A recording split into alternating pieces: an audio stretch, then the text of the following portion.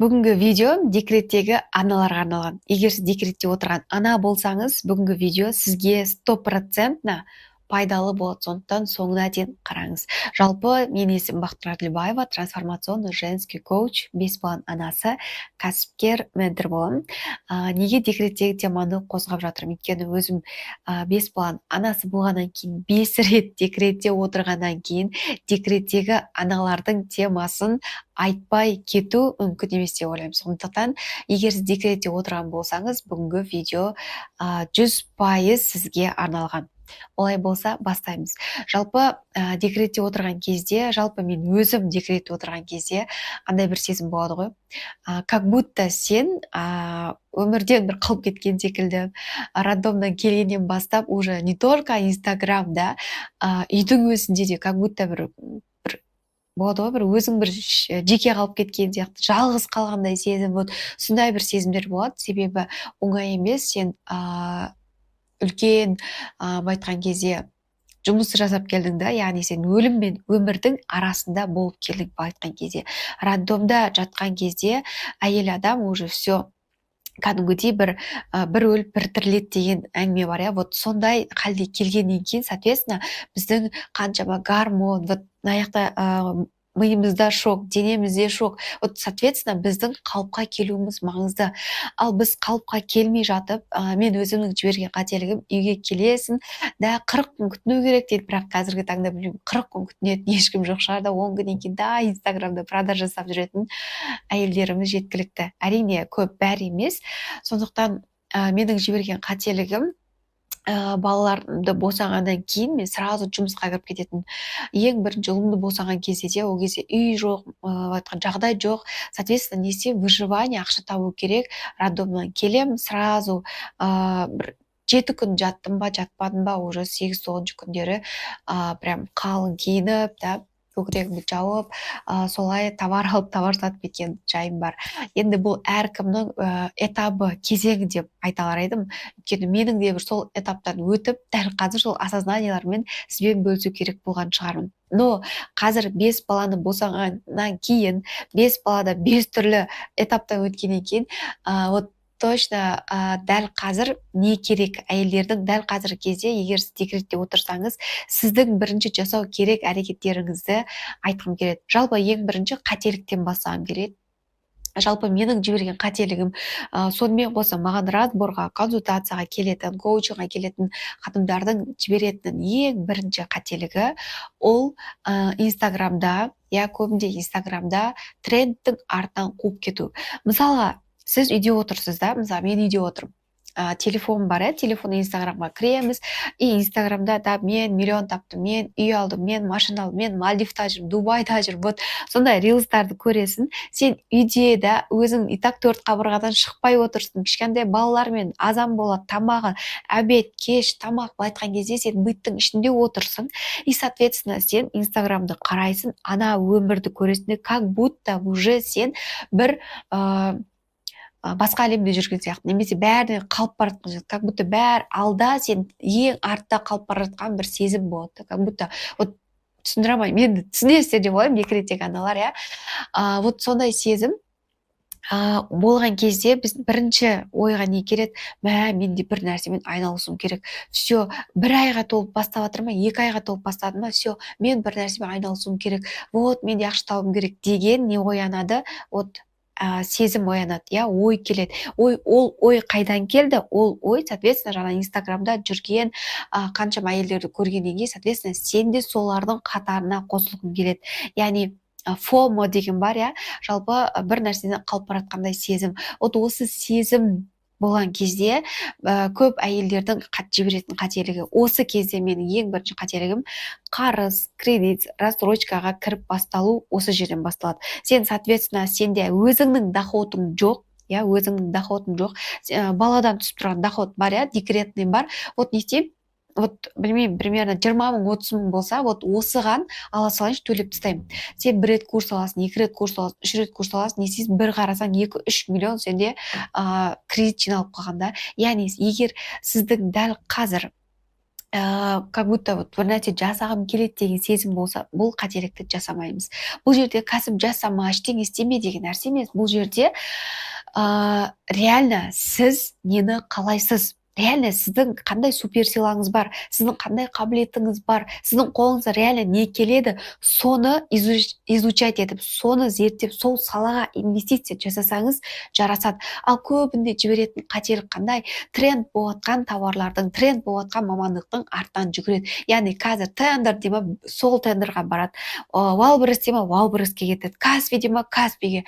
Қытаймен бизнес дейма, Қытаймен бизнесқа кетеді. Бірінші қателік, егер сізде қазір сондай бір период болса, ондай трендтің артынан қумаймыз. Неге? Өйткені трендтің артынан сіз қуып бітпейсіз. Қазір тренд болып отқан Каспи болса, Каспиді оқып бітіп отқан кезде ертең басқа бір тренд шығады. Сіз сонда қай уақытқа дейін трендтің артынан қуып жүресіз? Менде сонда ощущение болды да, вау, бір шыққан кезде, Каспи шыққан кезде, вот, давай осыны жасайын, давай осыны жасайын. Бірақ мен өзімнің, мен шынайы түрде не қалайтынын ұмытып кеттім. Даже кто я дейді. Мен вообще менің суперсилам қандай деген нәрсені өзіме сұрақ қоймай ұмытып, соның артынан жүріп, бір кездері прям бір қарасам 5 миллион қарызға кіріп кеткен жайым бар. Вот сондықтан сізде ең бірінші бұл жерде не істеу керек? Ең бірінші тоқтаңыз, стоп. Все, инстаграмдағы ақшасын тауа берсін, миллиондарын, 10 миллиондарын, Бали, Мали бәрін жүре берсін. Вот сіз тоқтаңыз, бірінші өзіңізге сұрақ қойыңыз да. Вообще мен не қалаймын? Реально мен не қалаймын?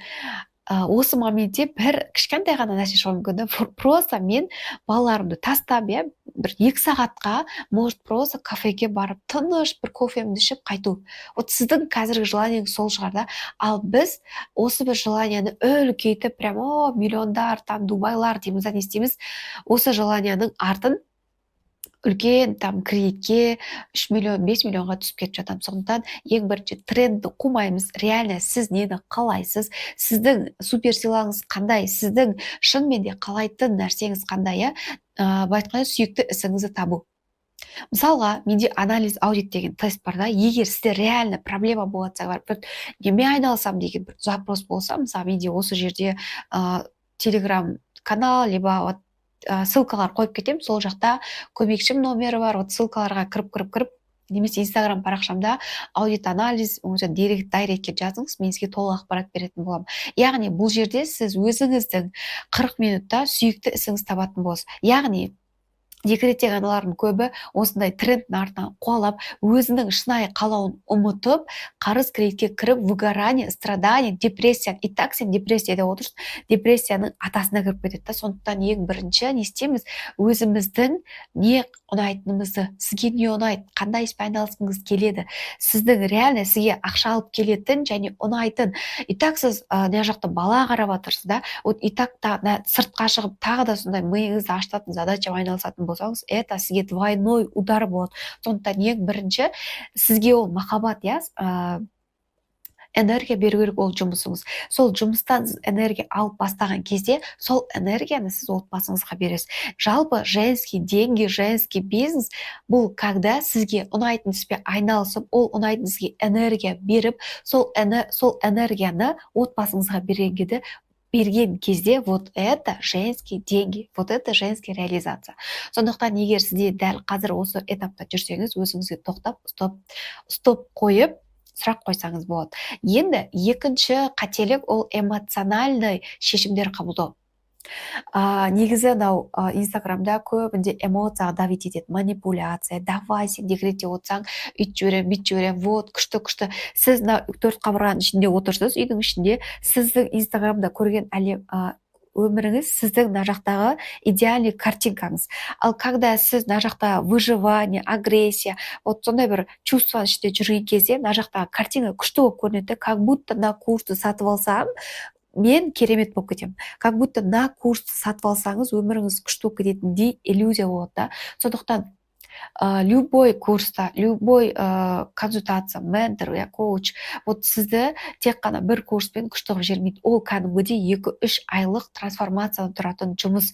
Жалпы декретте отырған кезде өзіңмен жұмыс жасау, ол бір күннің жұмысы емес, бір курс сатып алу емес, ол жерде кәдімгі сол курстың ішіндегі практикаларды орындауда, күнделікті привычкаларында. Сондықтан эмоциямен ешқашанда ешқандай шешім қабылдамаңыз. Өйткені реально сіз бір шешім қабылдайын деп тұрсыз ба, оның артында ойланыңыз да, реально ол адам менің жасағым келетін нәрсені жасады ма, либо оның кейстары қандай, реально мен анау курстан не аламын, эмоцияға берілмей шешім қабылдаңыз. Үшінші қателік ол өзіңді өзің құнсыздандыру. Яғни сен таңнан кешке дейін сол балаға қарап жатырсың, емізіп жатырсың, бүкіл жағдайын жасап жатыр. Одан бөлек отбасыңда жасап отқан жұмыстарың бар, үйдегі жұмыстарың бар да. Сен қарайсың, инстаграмда қарайсың да, басқа бір өмірін көресің, анау күшті бизнес жасап жатыр, Мальдивқа барып жатыр. Сен мына жақта жасап жатқан жұмысыңның бәрін ноль қыласың, ноль, все. Оны как будто неважно, да. Бірақ білесің ба, сен Аллахтың бір құлын тәрбиелеп жатырсың негізі. Бір пендесін, саған аманат қылып берген пендесін тәрбиелеп жатырсың. Аздан кешкен оның тамағын беріп жатырсың. Вот осының барлығын, нығметін бәрін жасап жатырсың да, бірақ сен как будто оны неважно жұмыс сияқты көресің. Вот құнсыз ол емес. Мен жасауым керек, то, что мына жақта бизнес, кәсіп, мына жақта күшті прям жасасам ғана құндымын, мына жақта үйдің жұмыс жасасам құнсызбын деген осындай бір ой. Егер дәл қазір сондай сізде ой болса, тоқтаңыз да, заземлитесь, яғни тоқтаңыз. Өйткені дәл қазір сіз инстаграмда сырттағы өмірді көріп, басқалардың өмірінде жүріп, иллюзияда өмір сүріп жатырсыз да, неге ондай менде жоқ? Скрытый претензия кетіп жатыр Аллахқа ше. Неге менде ондай жоқ? Неге мен қазір үйде отырмын? Неге мен анандай сияқты болып жүрген жоқ? Вот это скрытый претензия сізді, вот ойлаңызшы, сізде сондай претензия болып тұрған кезде сізге Аллахтан ондай үлкен нығмет бере ма? Конечно, нет. Сондықтан қазір сіз үшінші қателік, үшінші жасау керек этапыңыз бұл вот осы шақты сезіну. Вот моменте просто благодарностьті көбейту, яғни маған көмектесетін бұл жерде прям шынайы жүрекпен шүкіршілік ету. Мысалы болады менде болмайды деп айтпаймын, мысалы кейде болады ондай эмоциялар көтеріліп кетеді да.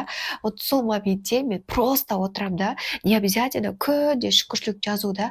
Ол жазғанмен, егер ол просто сырттай жазылып жатса, егер ол сезінбесеңіз, ол сіздің сізге әсер етпейді да. Яғни мен просто отырамын да, вот үйде үй шашылып жатыр, балалар жылап жатыр, тамақ істеу керек болып жатыр ма, просто көзім жұмамын да, Аллахым шүкір, жылайтын балам бар, шашылып жатқан үйім бар да, жасайтын тамағым бар, істейтін жұмысым бар, шүкір. Вот прям сезіммен чувствовать еткен кезде ол вообще жаңағыдай вот мына эмоцияларыңыздың барлығы спокойствие болады да. Түсіндіңіз ба? Сондықтан үшінші қателік бұл өзіңізді құнсыздандырмаймыз. Дәл қазіргі моментте екенімізді не істейміз, сеземіз. Төртінші, ол күйеуіңізге деген претензияның болуы. Осы жерде көп әйелдерде, жалпы отбасыда ұрыс керіс, ажырасу, айқай осы жерде шығады да. Өйткені сен ана жақта ішіңде өзің сезімдерің там, өзіңді өзің қабылдай алмай жатсың, өзіңді өзің түсінбей жатсың да, күйеуің келеді да, сені сол бір ішіңдегі сезімдерің саған көрсетеді, триггерить етеді да, бұл айтқан кезде. Вот оның отырғаны, тұрған жақпайды, раздражать етеді. Өйткені ол адам, сенің айнаң, саған өзіңдің, сенің ішіңдегі саған жұмыс жасау керек нәрсені түсінбей тұр да, көрсетіп тұр деген ғой. Вот көрсетіп тұр. Ал көп әйелдер осы нәрсені түсінбей, керісінше одан сайын күйеу маған бүйтпейді, күйеу маған гүл бермейді, внимание бермейді, өйтпейді, сөйтпейді, не істейді? Сол претензияны бірінші әрекетпен, екінші ауызбен айтып бастайды. Не істейді күйеуіне, екеуі не істеп бастайды, ұрсып бастайды. Сен өмір недовольна, сен өйтпесің, мен саған көйлегің көк, қарның тоқ, тағы не керек саған? Вот сондай ұрыстар басталып, соның соңына көбінде ажырасуға алып келеді. Сондықтан, если қазір сізде осындай период болса, бұл бірінші белгі өзіңізбен, айналаңызбен емес, күйеуіңізбен, балалармен, ата-енемен емес, бірінші өзіңізбен жұмыс жасау керек. өзіңмен жұмыс дегенде жаңағыдай агрессияның артында не бар? Ол жерде мен я хочу реализацию, я хочу там анау мынау, вот осының барлығын копаться етіп, осының бәрімен жұмыс жасап, сезімдеріңізді ашып, реально сол хачуларыңызды орындауға өзіңізге позволять етіп, вот соны жасау. Вот тогда сізде күйеуіңізге де, вот просто ойлаңызшы, сіз мысалға қазір бір күшті бір сумка алғыңыз келіп жатыр, білмеймін да, мысалға бір спаға барғыңыз келіп жатыр, вот сол жасап келетін болсаңыз, сіз үйге келгеннен кейін сізде күйеуіңізге, балаңызға деген претензия бола ма? Болмайды. Тура сол сияқты сіздің ішіңізде көптеген қалауларыңыз, вот сол сіздің мысалы душаңыз прям крик жасап жатыр да. Вот когда соны естіп бастайсыз, оны жасап бастайсыз, жаңа агрессия, претензия, вот сол айналаңызға деген, күйеуіңізге деген претензияның барлығы кетеді. Сондықтан егер өзіңізбен жұмыс жасағым келеді дейтін болсаңыз, мен арнайы осы өзіммен қалай жұмыс жасағымды білмеймін, неден бастаймын дейтін болсаңыз, менің бай әйел деген телеграм каналда жобам бар. Ол жерде мен қалай жұмыс жасаймын, мен не істеймін, практикам барлығын прям точка, четко, ясно, прям жілігін шағып бердім. Ол құны небәрі 30 теңге тұрады, бір айға доступ. И сіз сол арқылы өзіңізбен жұмыс жасайсыз. Вот жаңағы айтқан проблемалардың барлығының шешімі сол каналдың ішінде бар. Если сізге сол каналға қазір сезім келсе, телеграм астына қазір ссылка қалдырамын, сол жерден кіріп сатып алсаңыз болады. Видео ұнаса астына комментарийға жазып, өзіңіздің алған инсайтыңызбен бөлісіп кетсеңіз болады. Және де инстаграмға белгілеп кетсеңізде менен арнайы сыйлықтар да болады. Сондықтан келесі видеода кездескенше сау болыңыз.